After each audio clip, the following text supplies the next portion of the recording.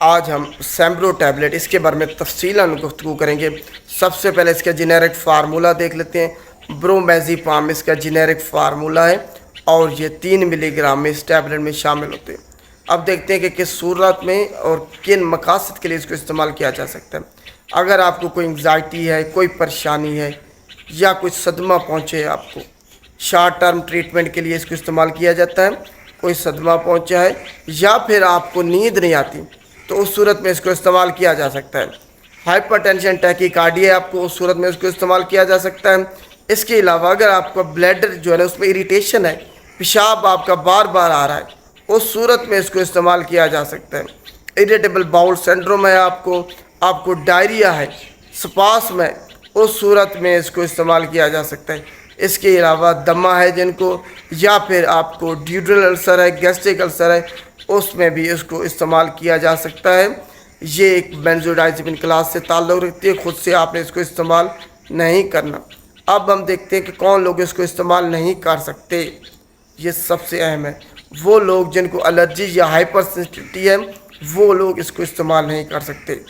وہ لوگ جن کو سانس کے مسائل ہیں وہ اس کو استعمال نہیں کر سکتے۔ جن کو جگر کے مسائل ہیں وہ اس کو استعمال نہیں کر سکتے۔ بچے جن کی عمر 18 سال سے کم ہے وہ اس کو استعمال نہیں کر سکتے، کیونکہ ان پہ کوئی ریسرچ نہیں ہوئی، کوئی اسٹڈی نہیں آیا کہ یہ ان میں سیف ہے یا نہیں ہے۔ دودھ پلانے والی مائیں اس کو استعمال نہیں کر سکتی۔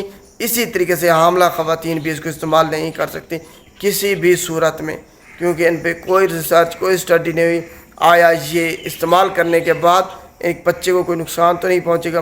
کوئی ریسرچ نہیں ہے تو آپ نے کبھی بھی رسک نہیں لینا۔ حاملہ خواتین دودھ پلانے میں اس کو استعمال نہ کریں۔ ہیوی مشینری چلانے کے دوران یا ڈرائیونگ کے دوران اس کو استعمال نہیں کیا جا سکتا، وگرنہ آپ کو غنودگی آ سکتی ہے جس سے آپ کو نقصان ہو سکتے ہیں آپ کی جان کو۔ تو یہ وہ لوگ ہیں جو اس کو استعمال نہیں کر سکتے۔ اب ڈوز کے بارے میں بات کرتے ہیں۔ سب سے پہلے آپ نے اس کی ڈوز سٹارٹ کرنی ہوتی ہے آدھی گولی سے لے کے 1 گولی، دن میں 2-3 مرتبہ یا پھر 1 مرتبہ استعمال کر سکتے ہیں۔ اس کو استعمال کرنے کے بعد جب آپ کو آرام آ جائے اس کو شارٹ ٹرم ٹریٹمنٹ کے لیے استعمال کر سکتے ہیں، چند دن کے لیے، یہ نہیں کہ لمبے عرصے کے لیے اس کو استعمال کیا جا سکے۔ تو جب آپ کو آرام آ جائے، فائدہ حاصل ہو جائے، تب آپ نے اچانک سے اس کا استعمال بند نہیں کرنا، وگرنہ آپ کو ودرال اس کے سمٹم ظاہر ہوں گے۔ اس کا استعمال آپ نے ڈوز کم کر کے ختم کرنا ہوتا ہے، یا آپ نے کرنا ودرال سمٹم ظاہر ہوں گے جن میں آپ کو چڑچڑاپن ہو سکتا ہے، بے سکونی ہو سکتی ہے، آپ کو وہم ہو سکتا ہے، برے خیالات آ سکتے ہیں۔ اس کے علاوہ کسی چیز پہ آپ فوکس نہیں رہنا، ٹھنڈے پسینے آپ کو آ سکتے ہیں۔ تو خیال رکھنا ہے کہ ودرال سمٹم سے بچنے کے لیے جب آپ اس کو بند کرنا چھوڑیں تب اس کی ڈوز کم کر کے پھر ختم کرنا ہے۔ اچانک سے اس کا استعمال آپ نے بند نہیں کرنا، اور فارماسسٹ سے آپ نے مشورہ کرنا ہے اس کو استعمال کرتے وقت۔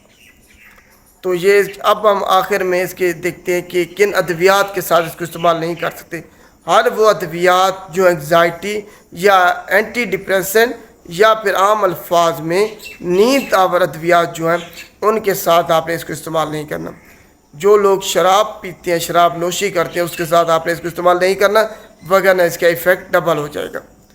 اس کے علاوہ وہ لوگ جو کہ ڈرگز ایڈکٹ ہیں، کوئی بھی نشہ کرتے ہیں، اس میں بھی اس کو استعمال نہیں کیا جا سکتا۔ آخر میں ہم اس کی ایڈورس ڈرگ ریئیکشن مضر اثرات کے بارے میں بات کرتے ہیں۔ اس کو استعمال کرنے کے بعد آپ کو چڑچڑاپن ہو سکتا ہے، وہم ہو سکتا ہے، برے خیالات آ سکتے ہیں، آپ کا کسی چیز پہ فوکس نہیں رہنا، پسینے آ سکتے ہیں آپ کو اس کو استعمال کرنے کے بعد، نیند آپ کی اس سے متاثر ہو سکتی ہے، غنودگی آپ کو آ سکتی ہے اس کو استعمال کرنے کے بعد۔